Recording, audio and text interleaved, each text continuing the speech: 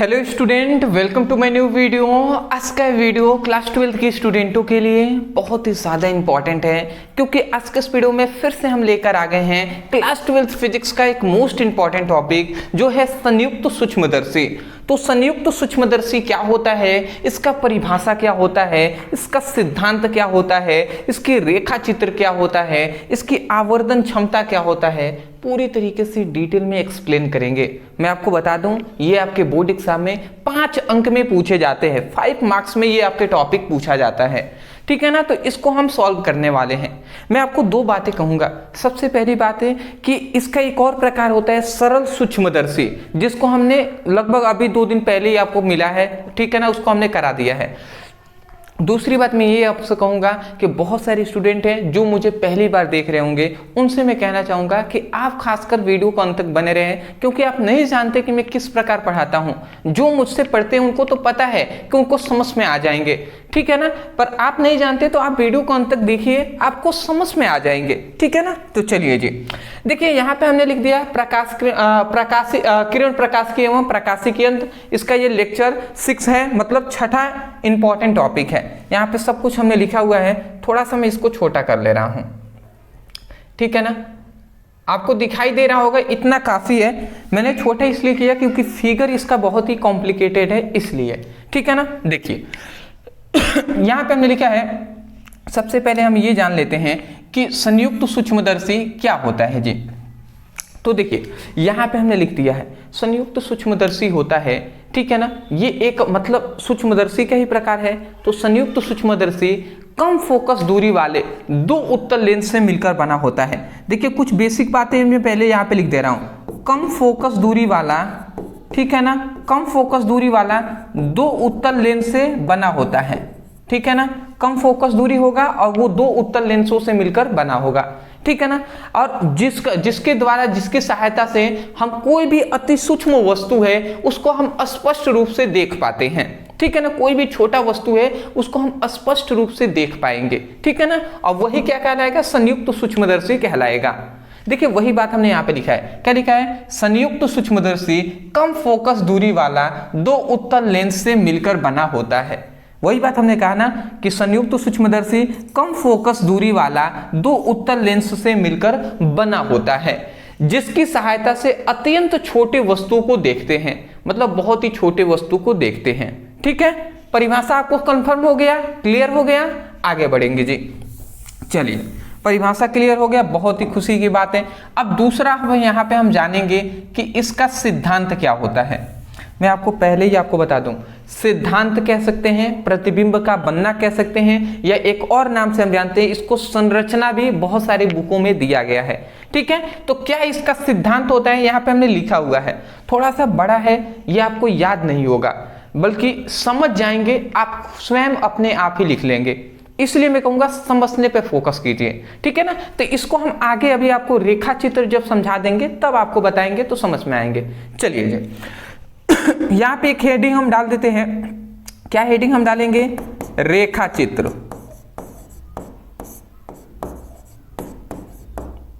ठीक है जी। यहाँ पे हमने बीच से वीडियो कट गया होगा, आपको पता दिखाई दे रहा होगा, ठीक है ना। देखिए मैं फिगर टोटल बना दिया था, बट फिर से बीच में आप दिक्कत हो गया कि फिगर ये पूरी तरीके से नीचे बन नहीं रहा था, इसलिए मैं न्यू स्लाइड में आपको बता दे रहा हूँ, ठीक है ना। यहाँ तक आप लिखने के बाद, ठीक है, उसके बाद जो ये आपको याद होगा रेखा चित्र जब हम बनाएंगे तब, तो रेखा चित्र बनाते हैं, उसके बाद फिर से यहाँ पे आएंगे। तो देखिए यहाँ पे हमने रेखा चित्र ले लिया है, अब इसको थोड़ा सा समझने का भी प्रयास हम कर ले रहे हैं। रेखा चित्र ये ही सबसे ज़्यादा इम्पॉर्टेंट है, इसमें अगर मैं आपसे कॉम्प्रोमाइज़ करता तो ये अच्छी बात नहीं होती, इसलिए मैंने कहा भले ही टाइम लगे दोबारा हम बनाएंगे, बट आपको अच्छा प्रोवाइड करेंगे। तो देखिए एक हम यहाँ पर रेखा चित्र ले रहे हैं। सबसे पहले यहाँ पे एक हम मुख्य अक्ष ले रहे हैं, ठीक है ना। थोड़ा सा देखिए फिगर इतना इम्पॉर्टेंट है और बड़ा है ना, जिससे थोड़ा सा दिक्कत हो सकता है, इसलिए मैं यहाँ पे ले रहा हूँ। सबसे पहले एक हम यहाँ पे मुख्य अक्ष ले लिया और यहाँ पे एक हम लेंस लेंगे। ये कौन सा लेंस है, ये हमने एक उत्तल लेंस ले लिया है, जिसे हम क्या कहते हैं, ये उत्तल लेंस है एक, ठीक है ना, ये एक उत्तल लेंस हमने यहाँ पे ले लिया है। अब बात को समझिएगा,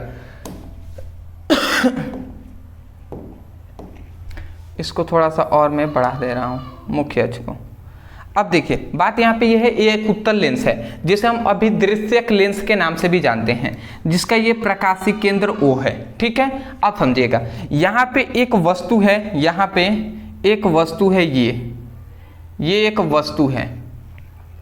ठीक है, ये एक वस्तु है जिसको हम AB से दर्शाते हैं। ये वस्तु है, इसको हम AB से दर्शाते हैं। ठीक है, अब समझिएगा ये जो वस्तु है ये कहाँ पर रखा गया है, तो ये जो वस्तु है ये F1 और 2F1 के बीच रखा गया है। ये जो वस्तु है AB जो वस्तु है ये वो F1 व 2F1 के बीच रखा गया है। अब बात यहाँ पे ये हमें समझने वाली है कि यहाँ से प्रथम प्रकाश किरणें इस प्रकार मुख्य अक्ष के समांतर जाती हैं। ठीक है ना, अब परावर्तन के पश्चात क्या होती हैं वो हम आपको अभी बता दे रहे हैं। मुख्य अक्ष के समांतर इस प्रकार जाएंगी, परावर्तन के पश्चात क्या होंगी मैं अभी बताऊंगा। द्वितीय प्रकाश किरणें, प्रथम प्रकाश किरणें मुख्य अक्ष के समांतर जाती हैं। द्वितीय प्रकाश किरणें ये जो प्रकाशीय केंद्र O है इससे होकर जाती हैं और इस प्रकार ये सीधे इस प्रकार निकल जाती हैं। ठीक है जी, ये इस प्रकार सीधे निकल जाती हैं। बात आपको समझ में आ ही रहा होगा। ठीक है ना, कि द्वितीय प्रकाश किरणें प्रकाशीय केंद्र O से होकर जाती हैं, सीधे निकल जाती हैं, और जो प्रथम प्रकाश किरणें हैं मुख्य अक्ष के समांतर जाता है और अपवर्तन के पश्चात ये इस प्रकार चला जाता है। तो आप देखेंगे तो ये दोनों इस बिंदु पर काट रहे हैं, तो जहां पे ये काटेंगे वहां से हम क्या कर लेंगे, एक यहां से मुख्य अक्ष पर हम एक रेखा खींच लेंगे और ये जो रेखा होगा इस रेखा को हम क्या कहेंगे, A' B' कहेंगे। और ये जो A' B' है, ये जो आपको A' B' दिखाई दे रहा है, ये जो AB वस्तु है इसका ये प्रतिबिंब बना है। ठीक है, इतनी बात समझ गए। तो अब आप बात को समझिएगा, ये AB वस्तु है जिसका ये प्रतिबिंब बना है। प्रतिबिंब कैसा बना है, तो देखिए सबसे पहली बात वास्तविक बना है, इधर जो भी प्रतिबिंब बनता है वास्तविक बनेगा, तो वास्तविक बना है। दूसरी बात, वास्तविक बनता है वो सीधा प्रतिबिंब बनेगा। ठीक है ना, सॉरी, वास्तविक जो बनेगा वो उल्टा प्रतिबिंब बनता है, तो ये वास्तविक बना है। फिर से ये AB है, देख रहे हैं A' B' उल्टा बना है, तो उल्टा प्रतिबिंब, वास्तविक उल्टा और वस्तु से ये बड़ा प्रतिबिंब बना है। ठीक है, तो ऐसा बनता है। अब यहाँ पे दूसरा हम इतनी समझ गए। तो अब देखिए ये इसका नाम आप याद रखेंगे, मैं आपको इसका नाम है इस वाले का अभिदृश्यक लेंस। ठीक है ना, इसको हम अभिदृश्यक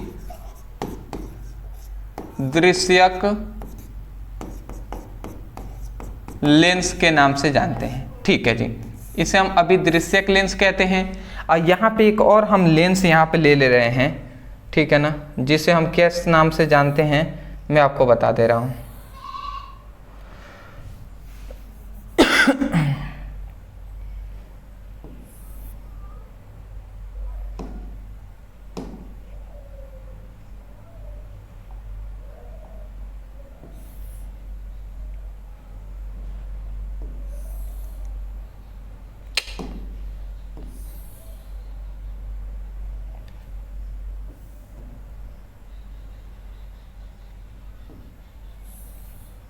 ठीक, थोड़ा सा लेंस बनाना अच्छा होता है। ठीक है ना, अच्छे तरीके से ही बनाए, इसलिए मैंने इस प्रकार, थोड़ा सा टाइम लगा बट बना दिया जी।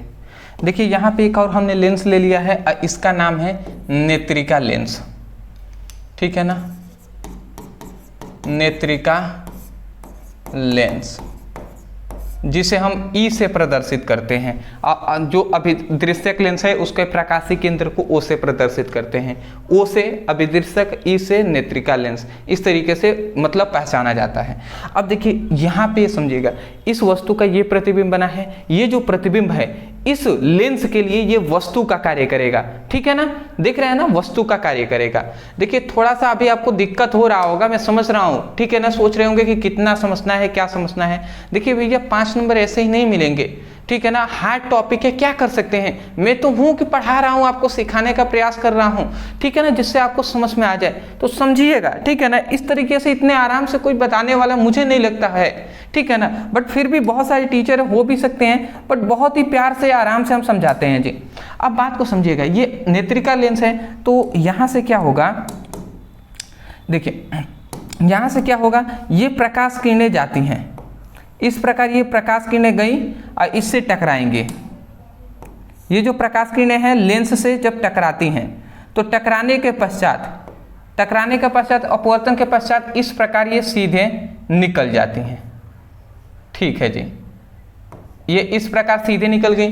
द्वितीय प्रकाश किरणें हैं, ये भी इस प्रकार मतलब इसी लेंस से ही टकराएंगे, थोड़ा सा लेंस और आप बड़ा बना लेंगे, फिगर थोड़ा सा कॉम्प्लिकेटेड होता ही है, ठीक है। ये इस प्रकार ऐसे निकल जाएंगे, ठीक है ना, इस प्रकार ये ऐसे निकल जाती हैं, ठीक है।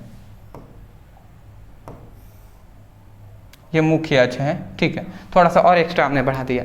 अब आप देख रहे हैं ये वाली इधर जा रही है, ये वाली इधर, ये वास्तव में तो आगे कहीं नहीं मिलेंगे, तो नहीं मिलेंगे तो इन दोनों किरणों को हम पीछे लाते हैं। तो जब हम इन दोनों किरणों को हम पीछे लाते हैं, तो देखिए क्या होता है, जब इन दोनों किरणों को हम पीछे लाएंगे इस प्रकार, ठीक है, इन दोनों किरणों को हम पीछे लाएंगे, तो देखिए यहाँ पे ये मिल जा रहे हैं, तो ये दोनों किरणों को पीछे लाने पे जहाँ पे मिलेंगे वहाँ पर हम एक बिंदु यहाँ पे ले लेंगे और यहाँ से एक हम लंब खींच लेंगे, इस प्रकार एक हम लंब यहाँ पे खींच लेते हैं, ठीक है ना। ये एक लंब हमने खींच लिया, ठीक है, ये एक हमने लंब खींच लिया। और ये जो ए बी जो नेत्रिका लेंस के लिए वस्तु का कार्य कर रहा है, उसका ये एक आभासीय प्रतिबिंब बन गया, जो है, जो क्या है, ए डैश और ये क्या है, बी डैश बन गया है। देखिए ए डैश बी डैश था, तो A double dash B double dash ये प्रतिबिंब बन गया। तो नेत्रिका लेंस द्वारा जो बना प्रतिबिंब है, ये देखिए आभासीय है, क्योंकि देख रहे हैं ना, वास्तव में नहीं मिल रहे हैं, आभासीय मिल रहे हैं, तो आभासीय प्रतिबिंब है, सीधा प्रतिबिंब है और वस्तु से बहुत ही बड़ा प्रतिबिंब है। तो ये आपका नेत्रिका लेंस वाला मतलब ये फिगर अब कंप्लीट होता है। बस एक दो चीजें हैं, मैं आपको दर्शा दे रहा हूँ, मैं आपको बता दे रहा हूँ। देखिए क्या क्या बताना था। सबसे पहली बात, यहाँ पे अभी फिगर कंप्लीट नहीं हुआ है, देखिए एक और चीज़ बचा हुआ है, उसको मैं बता दे रहा हूँ। देखिए ये जो वस्तु है ए बी, तो अगर मैं चाहूँ, अगर मैं यहाँ पे चाहूँ तो इसके बराबर यहाँ पे एक हम यहाँ से यहाँ तक एक हमने रेखा इस तरीके से खींच लिया।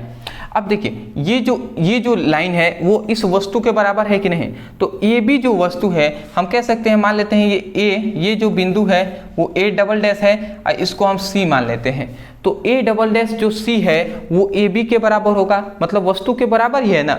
तो ये अब इसको हम वस्तु मान लेते हैं, क्योंकि यहाँ से तो हम लेंगे नहीं, नेत्रिका लेंस के लिए ये वस्तु हमने वास्तव में मान लिया। तो इस वस्तु द्वारा, बात को यहाँ पे ये समझने वाली है कि इस वस्तु द्वारा यहाँ पे एक कोण बनेगा, नेत्रिका लेंस के बीच में यहाँ पे एक कोण बनेगा और ये जो प्रतिबिंब है इसके द्वारा यहाँ पर एक कोण बनेगा। तो आपको समझना ये है कि यहाँ पे समझने वाली आपको बात ये है कि प्रतिबिंब जो ये वस्तु है ना ए बी, तो वस्तु द्वारा जो बना दर्शन कोण होता है उसे हम अल्फा से प्रदर्शित करते हैं, और जो ये प्रतिबिंब है तो प्रतिबिंब द्वारा ये जो बना कोण है इसे हम बीटा से प्रदर्शित करते हैं, ठीक है ना। वस्तु ये ए डबल डैश सी जो है ये वस्तु ही है ना, तो वस्तु द्वारा बना कोण अल्फा है और ये जो A double dash B double dash है ये प्रतिबिंब है, तो प्रतिबिंब द्वारा बना दर्शन कोण बीटा है। इतनी समझ गए। तो अब एक और चीज समझ जाइए, वस्तु ये ए बी है और ये देखिए ओ है प्रकाशीय केंद्र और ये वस्तु है, तो वस्तु के बीच की दूरी को हम u से दर्शाते हैं, बट u1 हमने यहाँ पे लिख दिया है, u0 ओ हमने क्यों लिखा है, क्योंकि अभिदृश्यक लेंस के लिए ये उपयोगी है। तो ठीक है, अभिदृश्यक लेंस के द्वारा ही ये बना प्रतिबिंब के बीच की दूरी क्या है, ये जो प्रतिबिंब बना है VO ये है जी, ठीक है ना। ए डैश बी डैश ये इसी वस्तु का ना प्रतिबिंब बना है, तो हमने VO से दर्शा दिया। क्योंकि नेत्रिका लेंस द्वारा बना है तो ओ हमने लिख दिया। अब यहाँ पे एक और चीज़ समझना है कि अभिदृश्यक लेंस द्वारा ये प्रतिबिंब बना था और ये नेत्रिका लेंस से ये वस्तु का कार्य कर रहा है ए डैश बी डैश। तो यहाँ से यहाँ तक की ये जो बीच की दूरी है इसे हम यू ई से दर्शाएंगे। यू ई मतलब अब नेत्रिका लेंस द्वारा वस्तु की बीच की दूरी है यू ई। और इसका ये प्रतिबिंब बना है ना, यहाँ से लेकर यहाँ तक ये प्रतिबिंब बना है, तो ये प्रतिबिंब को हम डी से दर्शाते हैं। नेत्रिका लेंस के मतलब नेत्रिका लेंस के जो प्रकाशिक केंद्र है और ये जो प्रतिबिंब है उनकी बीच की दूरी को हम डी से दर्शाते हैं, तो डी हमने लिख दिया। अब ये आपका फिगर कंप्लीट होता है। देखिए ये मुझे भी इतना जल्दी नहीं आया होगा। आप सोच रहे हैं कि भैया आपको तो याद है तो आपने लिख दिया, भैया मुझे भी बहुत ही मेहनत करना पड़ा है, बहुत ही प्रैक्टिस करना पड़ा है, बहुत ही समझना पड़ा है, तब आया है। ऐसा नहीं है कि मुझे भी जब मेरे टीचर पढ़ाए होंगे तो तुरंत एक ही बार में मुझे समझ में आ गया, ना भैया ना, ऐसा नहीं है। ऐसा मुझे लगता है कि ऐसा किसी के साथ भी ऐसा नहीं होता है कि इतना कॉम्प्लिकेटेड फिगर एक ही बार में समझ में आ जाए। तो मैं ये कहूँगा अभी आपको समझ में आ रहा है, अच्छी बात है। एक दो बार इसको प्रैक्टिस कीजिएगा, समझने का प्रयास कीजिएगा, समझ में आएंगे। पहले स्क्रीनशॉट इस फिगर का ले लीजिए आप। चलिए फिगर तो दिखाई दे रहा है। अब देखिए, अब हम यहाँ से ये जो फिगर अभिदृश्यक लेंस रेखा चित्रों द्वारा जो बना ये फिगर है, इसको मैं आपको पढ़ रहा हूँ, यही सिद्धांत में आपको लिखना है। देखिए यहाँ पे हमने सिद्धांत में क्या लिखा है समझिएगा। लिखा है इस सिद्धांत के अनुसार अभिदृश्यक लेंस में f1 व 2f1 के बीच ए बी वस्तु रखा गया है जिसका प्रतिबिंब ए डैश बी डैश बनता है। अच्छा, यहाँ तक आपको पहली बात बता दे रहा हूँ। देखिए कह रहा है इस सिद्धांत के अनुसार अभिदृश्यक लेंस में f1 व 2f1 के बीच वस्तु रखा गया है जिसका प्रतिबिंब a डैश b डैश बनता है। देखिए वही बात यहाँ पे हम समझा दे रहे हैं। ये अभिदृश्यक लेंस है, तो हमने लिखा है कि अभिदृश्यक लेंस में वस्तु ए बी f1 व 2f1 के बीच रखा गया है कि नहीं, रखा गया है, जिसका प्रतिबिंब a डैश b डैश बनता है। जिसका यही ना प्रतिबिंब है a डैश b डैश बनता है। इतनी बात समझ गए। उसके बाद कह रहा है जो वास्तविक उल्टा व वस्तु से बड़ा होता है। इतनी बात बेसिक हमने आगे ही बता दिया था कि देखिए ये इधर बना है तो वास्तविक होगा। फिर से देखिए ये a अब b है, a नीचे है और b ऊपर है। अब इसमें देखेंगे तो a ऊपर है b नीचे है, इसमें b ऊपर था ना, इसमें b नीचे है, तो ए बी मतलब ये वास्तविक है और उल्टा है, और वस्तु इतना छोटा है ये बड़ा है तो बड़ा भी है, तो वास्तविक है, उल्टा है और बड़ा है। तो यही बात तो यहाँ पे भी कहा गया है कि वास्तविक उल्टा वस्तु से बड़ा है, बड़ा बनता है। इतना समझ गए। उसके बाद फिर से कह रहा है तथा ए डैश बी डैश प्रतिबिंब नेत्रिका लेंस के लिए वस्तु का कार्य करता है जिसका प्रतिबिंब ए डैश बी डैश बनता है, sorry A double dash B double dash बनता है। मतलब यहाँ पे क्या आपको समझाया ये गया है कि जो ए डैश बी डैश है ये नेत्रिका लेंस के लिए वस्तु का कार्य करता है जिसका प्रतिबिंब A double dash B double dash बना है, ये वाला। ठीक है, बात समझ गए होंगे। फिर से यहाँ तक बनता है जो आभासीय सीधा व वस्तु से बहुत ही बड़ा बनता है। जो आभासीय होता है सीधा होता है। देखिए पीछे हम लाए हैं तब जाके ये प्रतिबिंब बना है, तो आभासीय है, फिर से ए है, फिर से ऊपर भी देखेंगे तो ए ही है, तो आभासीय है वस्तु से, मतलब आभासीय है, सीधा भी है, और वस्तु इतना है, वस्तु से बहुत ही बड़ा भी है। ठीक है, आभासीय सीधा वस्तु से बड़ा बनता है। इतनी बात समझ गए। तो यही बात लिखा गया था। ठीक है, आभासीय और वस्तु से बहुत ही बड़ा बनता है। अतः संयुक्त सूक्ष्मदर्शी का अंतिम प्रतिबिंब A dash A double dash B double dash बनता है। अतः संयुक्त जो सूक्ष्मदर्शी है इसका जो अंतिम प्रतिबिंब बनता है वो A double dash B double dash ये बनता है। यहीं पे हमारी होती हैं नेत्र। यहाँ पे हमारा क्या होता है, नेत्र होता है, जहाँ से हम क्या करते हैं, देखते हैं। यहाँ से देखेंगे तभी ये जो अति सूक्ष्म ये वस्तु है ये हमें दिखाई देंगे। बात समझ गए। तो ये हुआ आपका कॉम्प्लिकेटेड फिगर कंप्लीट। अब यहाँ पे एक चीज और हमें गणना करनी होती है, वो क्या है, आवर्धन क्षमता की। तो आवर्धन क्षमता की चलिए अब हम गणना करते हैं। अब मैं आपको बताता हूं जी। चलिए मैं यहाँ पे इधर कर रहा हूँ गणना, आप समझिएगा, ठीक है जी। मैं चलिए एक फिगर से आपको समझा ही देता, इसको बंद कर देता हूँ मैं, ठीक है, जिससे आपको रेड लाइन में कर दे रहा हूँ।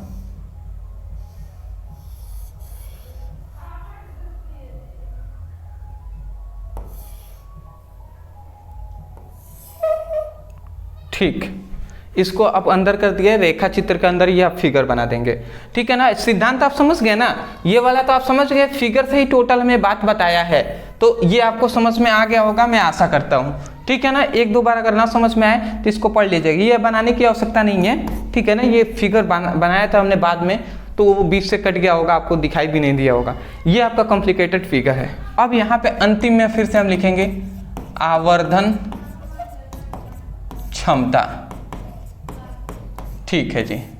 अब आवर्धन क्षमता में हम क्या लिखेंगे, आवर्धन क्षमता m इक्वल टू, चलिए आवर्धन क्षमता m इक्वल टू हम जानते हैं अल्फा बाई बीटा होता है, इतनी बात हम जानते हैं। परंतु सॉरी, ये हमेशा मैं गलती लिखता हूं, आवर्धन क्षमता इक्वल टू होता है, आवर्धन क्षमता m इक्वल टू होता है बीटा बाई अल्फा, ये होता है जी। बीटा बाई अल्फा, बीटा क्या है, प्रतिबिंब द्वारा बना दर्शन कोण है, और अल्फा क्या है, वस्तु द्वारा बना दर्शन कोण है।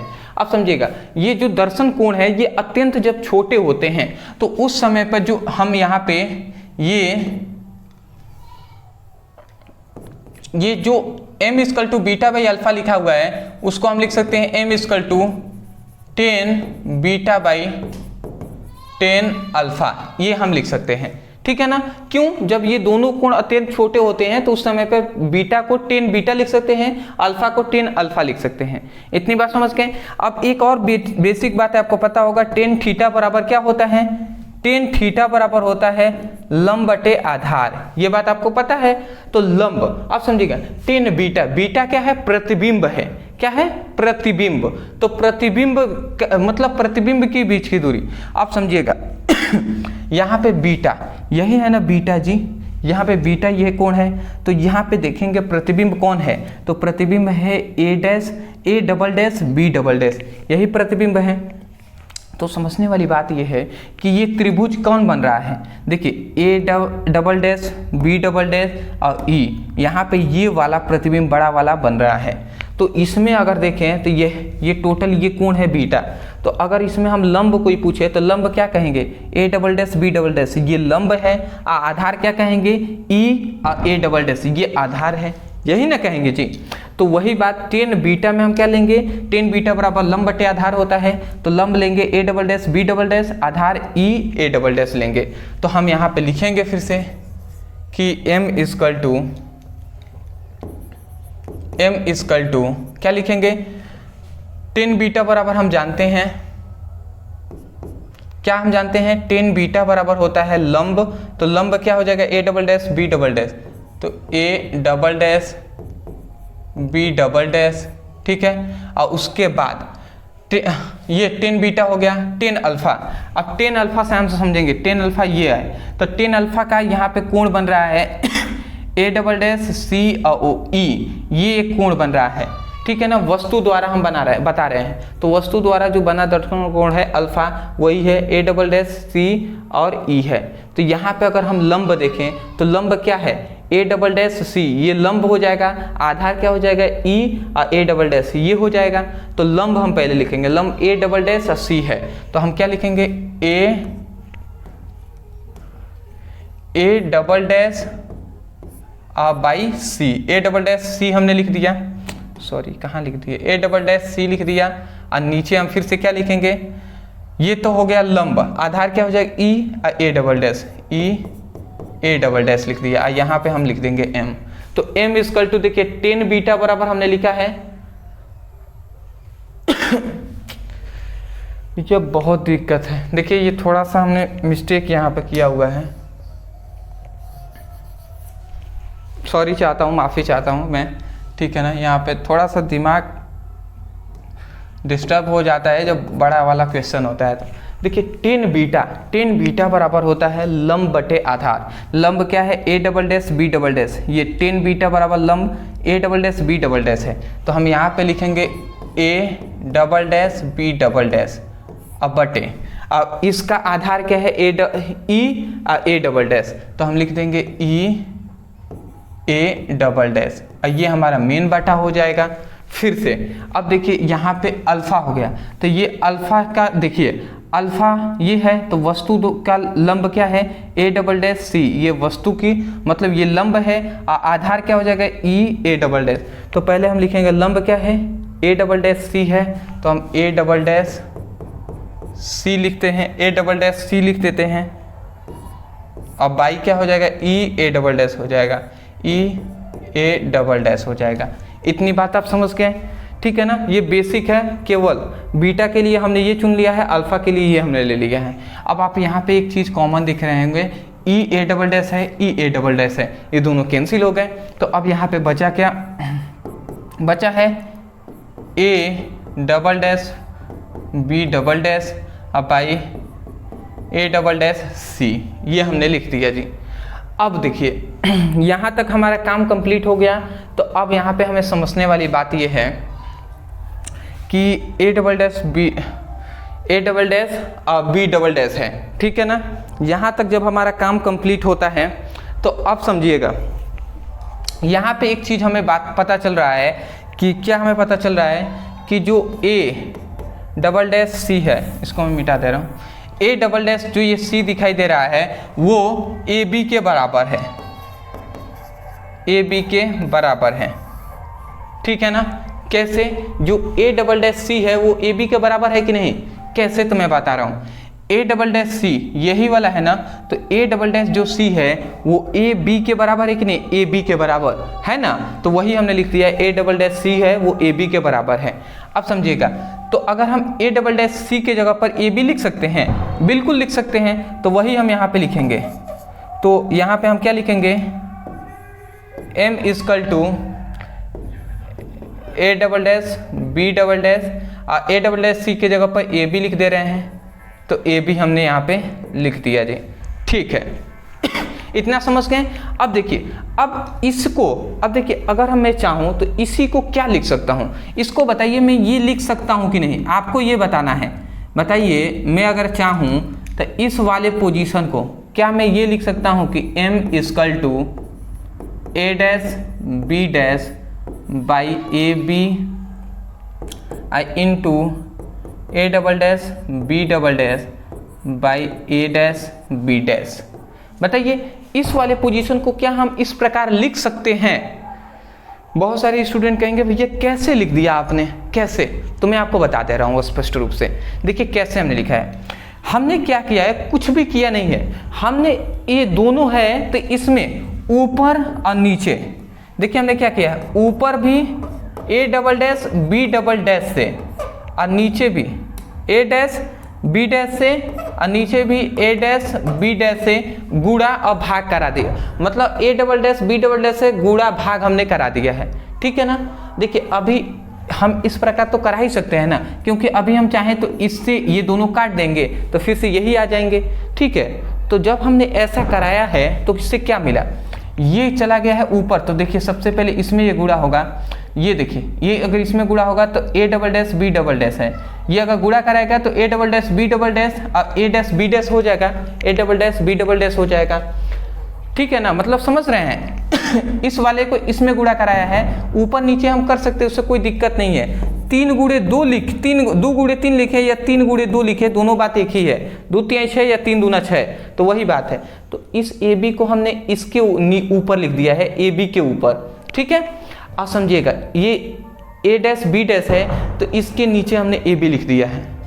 बात आप समझ रहे हैं ना, बेसिक बात है, ठीक है ना, लिख सकते हैं हम। अरे भैया कुछ भी नहीं, अगर समझिएगा हमने ए डैश बी डैश से भाग गुणा भाग कराया है, अगर मैं चाहूँ तो अभी मैं इससे ये दोनों काट दिया, क्योंकि ए डैश बी डैश है, ए डैश बी डैश है, दोनों काट दिए, तो फिर से ए डैश बी डैश और नीचे क्या आ जाएगा, ए बी आ जाएगा, A dash B dash A B, यही तो आया पोजीशन है फिर से। तो ऐसा हमने क्यों लिखा है, क्योंकि इससे हमें एक चीज़ मिलेगा, वो क्या चीज़ मिलेंगे अब उसको समझिएगा, वो क्या मिलेंगे, m इजकल टू, अब वो मिलेंगे a डैश b डैश बराबर बाई ए बी। तो अब देखिए a डैश b डैश है, तो यहाँ पे देखिएगा हम एक बेसिक बात, इतनी बात पता है ना, आवर्धन क्षमता m equal to I by O होता है। आई बाई ओ मतलब ये प्रतिबिंब की बीच की दूरी है और ये वस्तु की दूरी है, ठीक है ना। आई क्या है, प्रतिबिंब की दूरी, और ओ क्या है, वस्तु की दूरी। प्रतिबिंब की दूरी वस्तु की दूरी के अनुपात को ही आवर्धन क्षमता कहते हैं, ठीक है, इतनी बात पता ही है।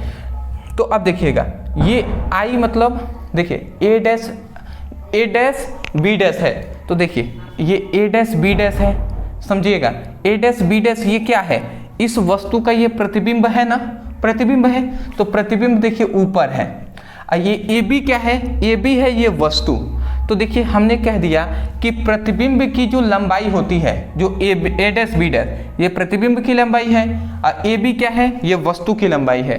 प्रतिबिंब की लंबाई वस्तु की लंबाई को ही, अनुपात को ही हम आवर्धन कहते हैं, आवर्धन क्षमता। तो आवर्धन क्षमता को हम m लिख सकते हैं, तो m हमने लिख दिया, परंतु यहाँ पे ये अभिदृश्यक लेंस के लिए है तो MO हम लिख देंगे, ठीक है, और गुणा करा देंगे। फिर से a double dash b double dash by a dash b dash है, तो a double dash b double dash क्या है, a double dash b double dash ये प्रतिबिंब की लंबाई है, और नीचे देखेंगे तो a डैश b डैश है, a डैश b डैश ये वस्तु, इसके लिए तो ये वस्तु का कार्य क्या है, तो ये वस्तु की लंबाई है। तो वस्तु की लंबाई मतलब प्रतिबिंब की लंबाई और वस्तु की लंबाई के अनुपात को भी हम क्या कहते हैं, आवर्धन क्षमता कहते हैं। तो m लिख दिया, परंतु नेत्रिका लेंस के लिए है तो E हमने यहाँ पे लिख दिया। तो ये हमारा अब पूरी तरीके से कंप्लीट होता है जी। तो ये हमें प्रूफ करना था m equal to MO into ME। तो ये हमारा अब कंप्लीट होता है। ये है अभिदृश्यक लेंस द्वारा आवर्तन क्षमता, नेत्रिका लेंस द्वारा आवर्तन क्षमता के गुणनफल को आवर्तन क्षमता कहते हैं। इस प्रकार ये प्रूफ हो गया। तो यही था हमारा, यही हमें करना था। सिंपल सा, आप कुछ नहीं करेंगे, यहाँ से लेकर एक लाइन वाइज आप लिखते हुए नीचे तक आ जाएंगे, कंप्लीट होता है आपका। तो इतनी बात समझ के एक बार मैं बेसिक आपको बता दे रहा हूँ। सबसे पहली बात आप परिभाषा लिखेंगे, फिर से आप सिद्धांत लिखेंगे यहाँ तक। ये सिद्धांत, ये आपको तो लिखना नहीं है, ठीक है ना। ये सिद्धांत लिखेंगे। सिद्धांत हमने इस फिगर से आपको याद करा दिया है। सिद्धांत लिखने के बाद रेखा चित्र हेडिंग डाल के ये फिगर लिख लेंगे। फिगर लिखने के बाद फिर से नीचे आप रेखा आवर्धन क्षमता हेडिंग डालेंगे, यहाँ तक लिख देंगे और नीचे लिख देंगे प्रूव्ड, ठीक है ना। तो ये आपका कंप्लीट होता है। मैं दिल से कह रहा हूँ, इस वीडियो को बनाने के लिए बहुत ही मेहनत मुझे लगा है। अदरवाइज यदि आपको समझ में आ गया है ना, तब जाकर वीडियो को लाइक करके चैनल को ज़रूर सब्सक्राइब कर लीजिएगा, क्योंकि आपकी सपोर्ट की बहुत ज़्यादा ज़रूरत है। दूसरी बात मैं ये कहूँगा, देखिए ये इतना इजी टॉपिक नहीं है। बहुत सारे स्टूडेंट ऐसे हो सकते हैं जिनको अभी भी थोड़ी बहुत डाउट हो सकती हैं। उनके लिए मैं कहूँगा कि आज आप पहले तो इसको नोट डाउन कर लीजिए, फिर से रात को या जब भी आप देख रहे हैं उससे एक दिन बाद फिर से इसी वीडियो को रिपीट करके देख लीजिएगा, जिससे आप दोबारा समझेंगे तो आपके और माइंड में, आपके दिमाग में समझ में आ जाएगा, घुस जाएगा। उसके बाद आप प्रैक्टिस करते रहेंगे, आपको समझ में आ जाएंगे। इतना इजी, ये कॉम्प्लिकेटेड थोड़ा सा फिगर है इसलिए में, ठीक है ना। अदरवाइज डिस्क्रिप्शन बॉक्स में फिजिक्स की, केमिस्ट्री का लिंक है, तो वहाँ से अपनी स्टडी कर सकते हैं, ठीक है। तो मिलते एक नए टॉपिक के साथ एक नए वीडियो में। Thank you so much for watching this video. Thank you.